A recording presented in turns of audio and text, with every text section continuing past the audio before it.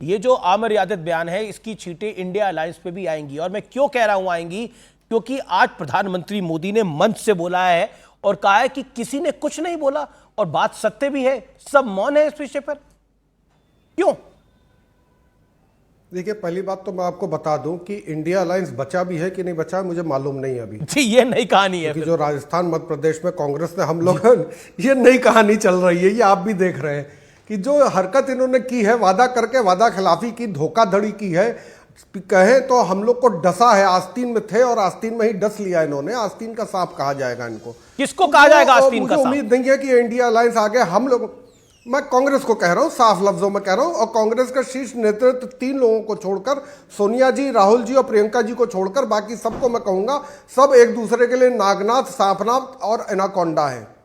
इन लोगों ने हमेशा चौधरी चरण सिंह जी से लेकर मुलायम सिंह जी तक सबको धोखा दिया। धोखे के अलावा कभी कुछ नहीं दिया इन लोगों ने। अब मैं आता हूं दूसरी बात पे कि मेरी उम्र हो गई है 50 साल। मेरी 3 पुश्तें हैं राजनीति में, और मेरे चचा वगैरह भी रहे हैं। चचा विधायक रहे हैं, दूसरे चचा विधायक रहे हैं, तीसरी चची विधायक रही है। हमारे फादर फाउंडर हैं जनता दल और समाजवादी पार्टी के। लेकिन कभी इस तरह की चीज़ मैंने अपने घर में भी नहीं सुनी।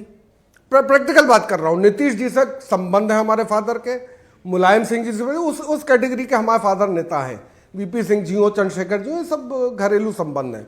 हमने कभी नहीं सुना। कल मेरे आपके डिबेट के बाद एक दूसरी डिबेट पे जिस पे यही मुद्दा था, मेरे लड़के ने मुझसे डिबेट के बाद पूछा कि क्या कह दिया अब्बा इन्होंने ऐसा। मैं कहा बेटा मैं तुमको नहीं बता सकता हूं, तुम खुद देख लेना, तुम्हारे पास भी मोबाइल है। 20 साल का लड़का है मेरा। तो उसने देखा, आज मुझे वो बता रहा है कि ये ऐसी वाहियात बात कैसे कर सकते हैं। जो बात अजय भाई कह रहे थे वही है। जो अटल जी को बीमारी हुई वही इनको हुई, जो जोश फर्नांडिस साहब को हुई वो ये इनको भी हुई, बिल्कुल हुई।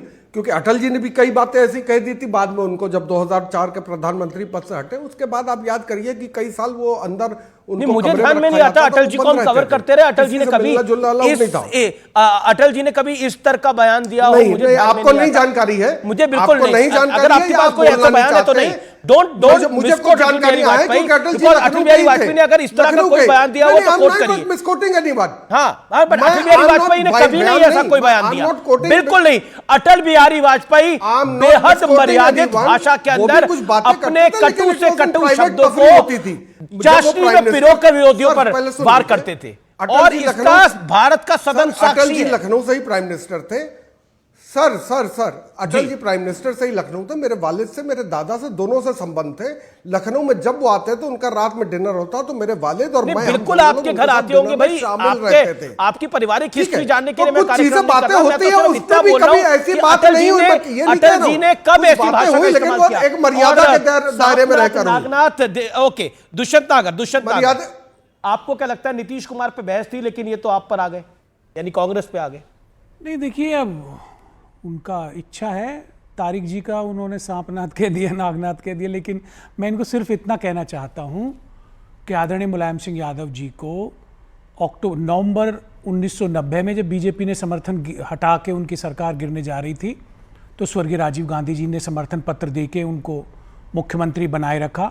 श्रीमती सोनिया गांधी ने 2003 में समर्थन पत्र देके उनको उत्तर प्रदेश का मुख्यमंत्री बनाया। हंस लीजिए भाई साहब, मैं रुक जाता हूं, बोलिए, वो हंस लीजिए। मैं हंस रहा भाई, हंसना गुनाह नहीं है। हंस लीजिए। मैं हंस रहा हूं, मैंने गलत बोला है? Interrupting you. यहाँ पे ये भी विद्वान व्यक्ति, हाँ बिल्कुल गलत बोला। नरेंद्र तिवारी तो जान देने को तैयार हो गए थे कि मुलायम सिंह को समर्थन नहीं देना है। मुख्यमंत्री रहे, मैं तभी तो सरकार तो आपकी बचाई।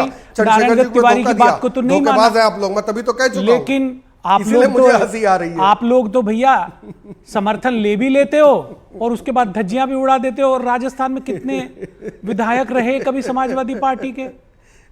हंस लीजिए, बहुत बढ़िया। मैं क्या इनसे बहस करूं? अब तो आपको फिर अलायंस नहीं करना चाहिए था ना हमसे। नहीं, पर ये आपके अलायंस की बात नहीं, बात अलायंस की। आप ऐसी अमर्यादित भाषा बोल रहे हैं टीवी पे। नहीं, क्यों वादा किया था आपने? नहीं, मैं आपको 2 चीजें कहना चाह रहा हूं।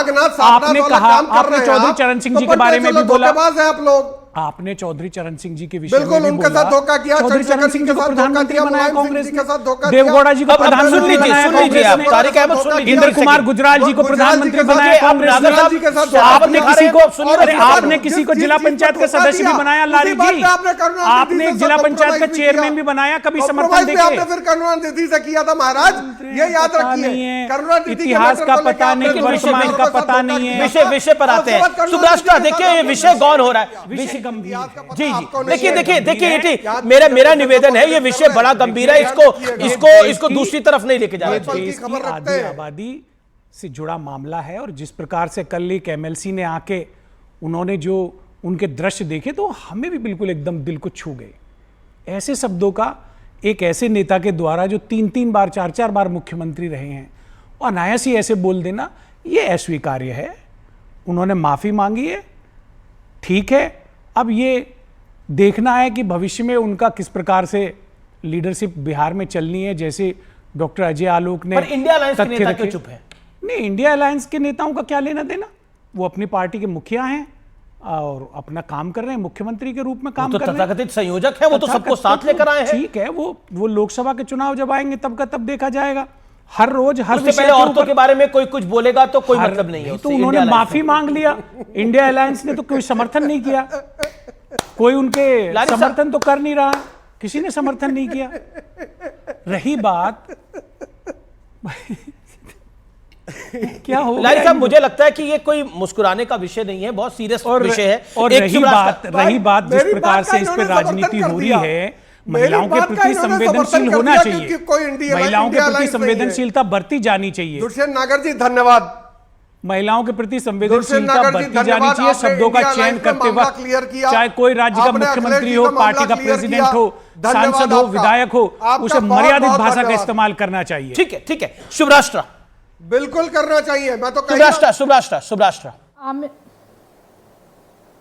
आमिर जी, आप लारी जी को कहिए कि वो अपना मुंह बंद रखें, क्योंकि जिस विषय पर आज बात हो रही है उस विषय पर इतने फूहड़ तरीके से पूरे प्रोग्राम में हंसना, किसी भी व्यक्ति को बोलने न देना। मैं दुष्यंत नागर जी से हर बार भिड़ती हूँ, वैचारिक रूप से भी भिड़ती हूँ, राजनीतिक रूप से भी भिड़ती हूँ, लेकिन आज इतने संवेदनशील मुद्दे पर जब ये बोल रहे हैं तो पीछे से ये फूहड़ हंसी हंसने का क्या मतलब है? आपके पुत्र होंगे 22 वर्ष के, आपके पिताजी होंगे मर्यादित, जिन्होंने आपके सामने ये वीडियो नहीं देखा, लेकिन आप आज जिस अमर्यादा का परिचय आज आप नेशनल टेलीविजन पर दे रहे हैं वो कहीं से भी स्वीकार्य नहीं है। नीतीश कुमार जी ने, आमिर जी जो कुछ भी कहा और उसके बाद उन्होंने माफी मांगी, वो अपने आप में पर्याप्त नहीं है। अजय आलोक जी ने बात बिल्कुल सही कही है। ये आज आप भले ही वारिस पठान जी कह दें कि ये देश के लिए शर्म की बात है, ये मूलतः हम बिहारियों के लिए शर्म की बात है। एक स्टीरियोटाइपिकल ढांचे से हर बार जब भी नजीर पेश करने की बात की जाती है तब हमारे यहां से कोई ना कोई नेता ऐसा उठकर जरूर चला आता है जो निहायत ही वाहियात, अश्लील और फुहड़ता का परिचय देते हुए चले जाते हैं।